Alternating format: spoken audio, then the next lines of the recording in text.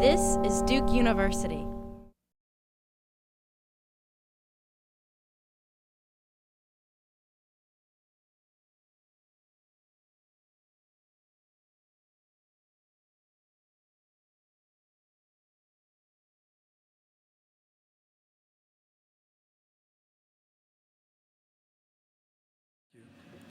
I would now like to introduce you to the class speaker for the cross-continent class of 2010 December, Farman Syed.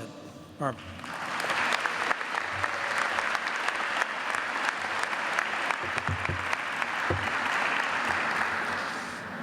Thank you. I'm honored and humbled that my colleagues have asked me to speak today. Truth be told, I think they mistook this for a beard contest, but now they're stuck hearing me speak. I'd like to take a moment to thank a group of people who I feel simply can't be thanked enough. To our families.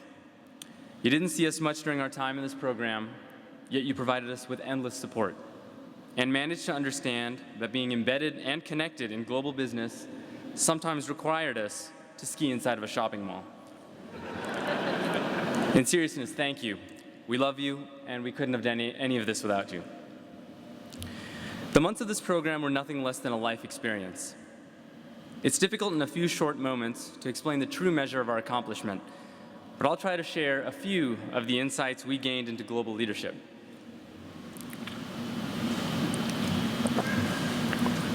Number one, the consequences of London's financial dealings during the economic crisis were nothing compared to the consequences of missing a single minute of accounting class. Number two, the service culture in Dubai is such an ingrained part of society that a waiter will stop a 60-person lecture to bring coffee to the students in the front row.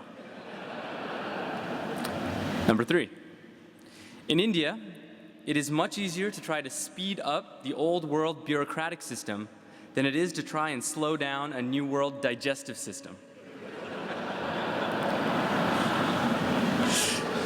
Number four, even with advanced degrees and global work experience, it can still be enormously challenging to get a Shanghai cab to take you to the right hotel.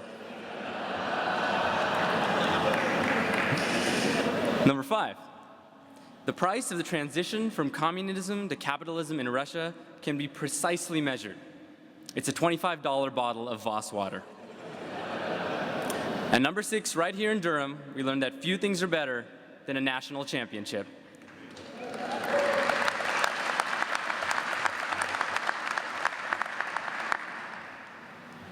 Although we'll have many stories like these, most of what we'll recall about our months together will actually seem quite random and disconnected. A hotel lobby, a foreign street, an unusual meal, a joke, a moment. These will be our most lasting memories for a very good reason, because in them, we will see the people we were with. I know this might sound cliche, but in a number of ways, we are a genuinely unique group. We were unique because we were the guinea pigs, the first class in this great global initiative. And as such, we experienced by far the most intense, sleepless, frightening, stressful, caffeine-filled program this university will probably ever conduct. We're also unique because our group of 120 is likely the smallest this program will ever have. The author Malcolm Gladwell would argue that it was this small size that gave us such great camaraderie. To prove this, we have nothing more scientific than the separation anxiety we felt at the end of each residency. Most importantly, though, we are unique because we are the group of leaders arriving at this critical moment in business history. More than any time in a generation, the world of business is an uncertain place. We enter industries where trust in leadership is broken and where the foundations of ethical management are questioned. The old practices of business are not an option for us. Yet with a generational challenge comes a generational opportunity. For us, that opportunity is to rebuild the world of business on principles of long-term efficiency, sustainability, and responsibility.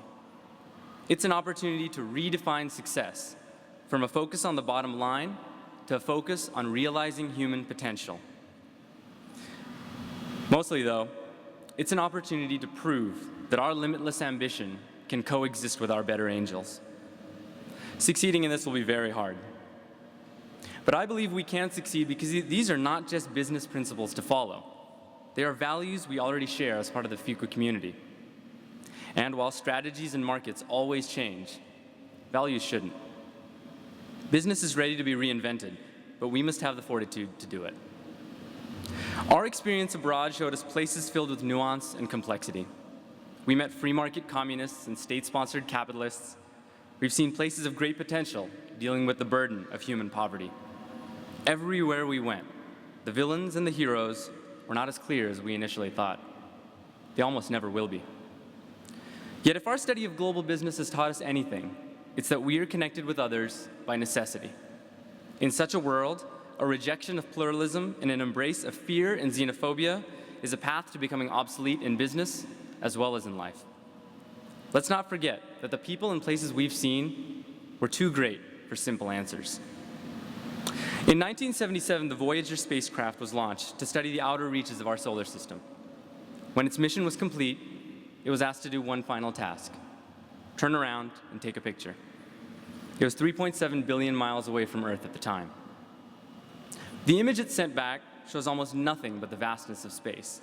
But if you look carefully, you see a tiny, bright speck: our home.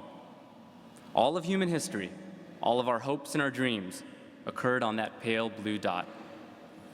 Reflecting on this photograph, the astronomer Carl Sagan wrote, "We who cannot even put our planetary home in order, riven with rivalries and hatreds, are we to venture out into space? To move worlds? To re-engineer planets?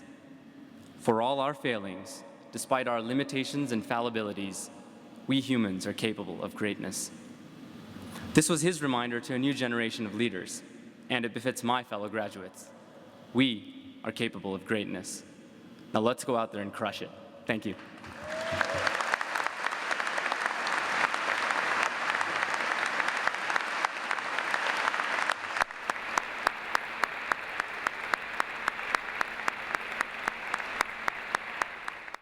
Produced by Duke University. Online at duke.edu.